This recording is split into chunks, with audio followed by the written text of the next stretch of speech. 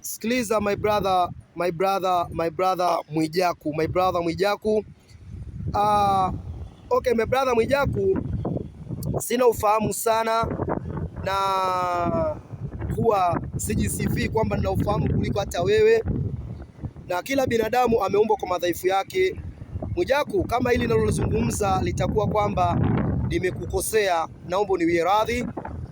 Katika uchawa wewe ni namba moja Tanzania, hakuna asiyejua, ila uchawa wako my brother inaonyesha uhalisia kwamba my brother, wewe huko ulikotoka, nikimaanisha kwamba labda kijijini kwenu huko vijijini kwenu my brother, ulikuwa una haso sana njaa my brother. Uchawa wako unapitiliza kiwango. Kuna machawa Tanzania wapo, lakini my brother, wewe uchawa wako wewe my brother umepitiliza kiwango my brother Mwijaku.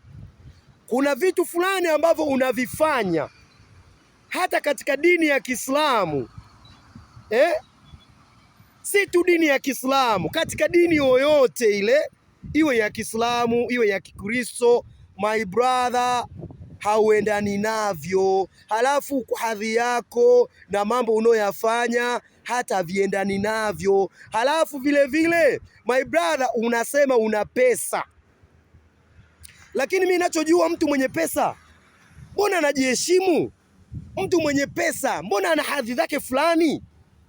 Lakini my brother ni mbona kama sisi tu ambao tunaopiga kelele mitandaoni kama hivi tu, my brother, maisha ya kuigiza, maisha ya kuact, yani kuact mambo fulani ama kuact una maisha fulani, halafu kija kuangaliwa maisha yako ni tofauti na hayo ambayo unaoyaigiza my brother, itakuja kukosti.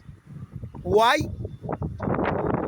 Ipo siku my brother utakuja kupata tatizo likahitaji taifa,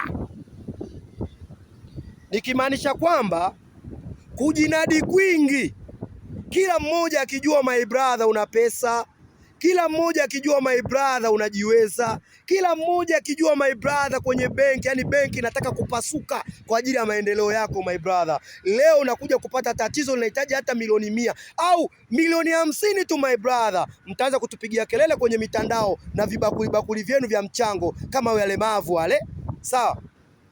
Sasa tunakuja kujiuliza, tuchangie walemavu ama tuchangie nyinyi watu ambao ni matajiri, ambao mmejinadi kwenye mitandao, mnajiweza, mnajiposti na magari ya kifahari, mnajiposti na majumba ya kifahari, mnaenda mpaka hija.